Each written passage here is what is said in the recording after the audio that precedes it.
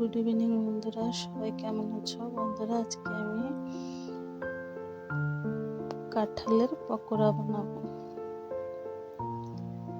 তো কাঁঠালগুলো আমি ভালো করে কেটে নেব।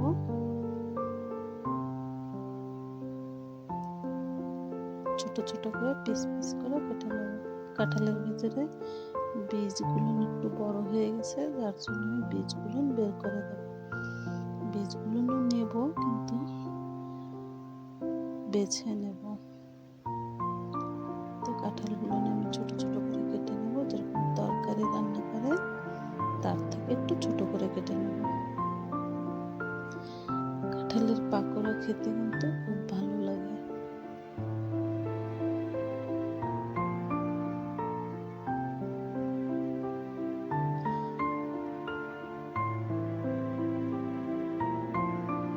পিস পিস করে কেটে জলের ভিতরে দিয়ে দেব।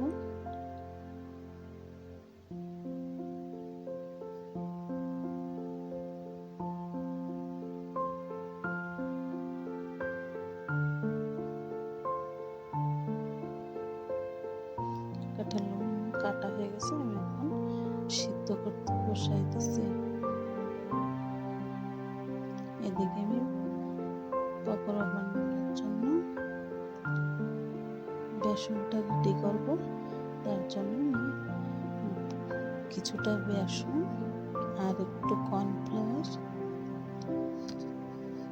লঙ্কার গুঁড়ো, হলুদ গুঁড়ো আর স্বাদ অনুসারে লবণ আর একটু আদা ছেঁচে দেব। নিরামিষ রান্না করবো বলে আমি আর কিছু দেব না, এই আদাটা ছেঁচে দেব।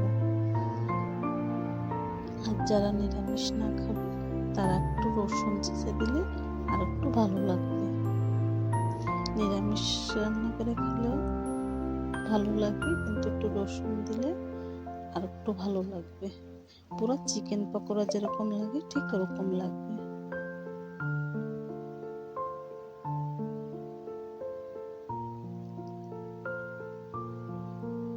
কাঁঠালটা আমার একটু সিদ্ধ করা হয়ে গেছে, নামায় নেব। কাঁঠাল সিদ্ধ করার সময় একটু লবণ দিয়ে দেব।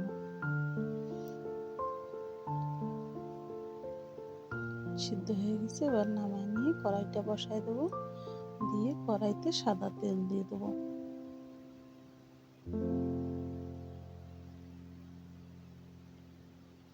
তেলটা গরম হতে লাগবে। আমি এদিকে কাঁঠালটা জলের থেকে উঠায় বেসনের ভিতরে দিয়ে দেব।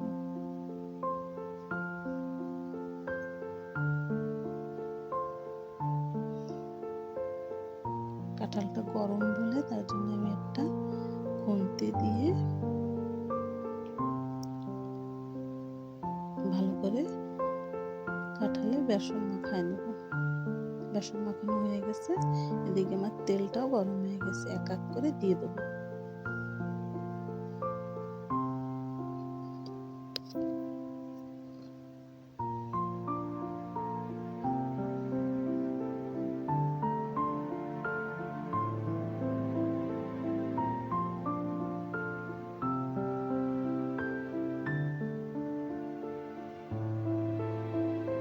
ভালো করে লাল লাল করে মুচমুচে করে ভেজে নেব।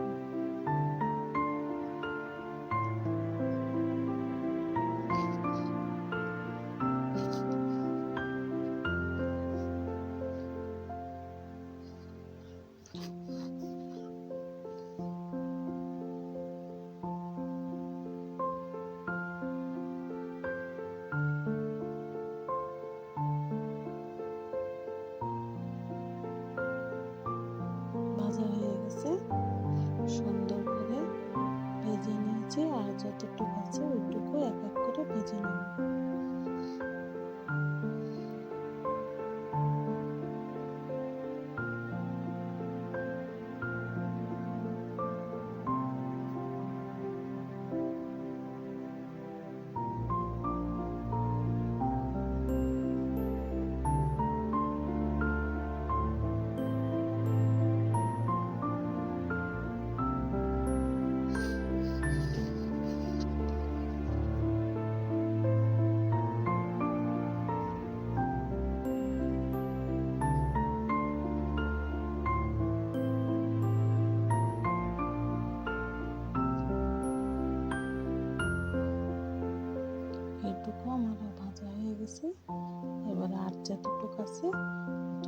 একবারে দিয়ে দেবো।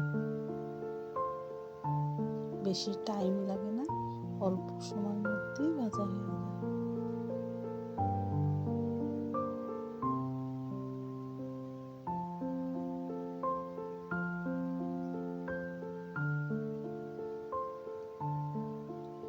অনেক কিছু দিয়ে পাকোড়া খাওয়া যায়, কিন্তু এই কাঁঠালের পাকোড়াটা একটু অন্যরকম স্বাদ লাগে। একবার নিচে খেয়ে দেখবেন।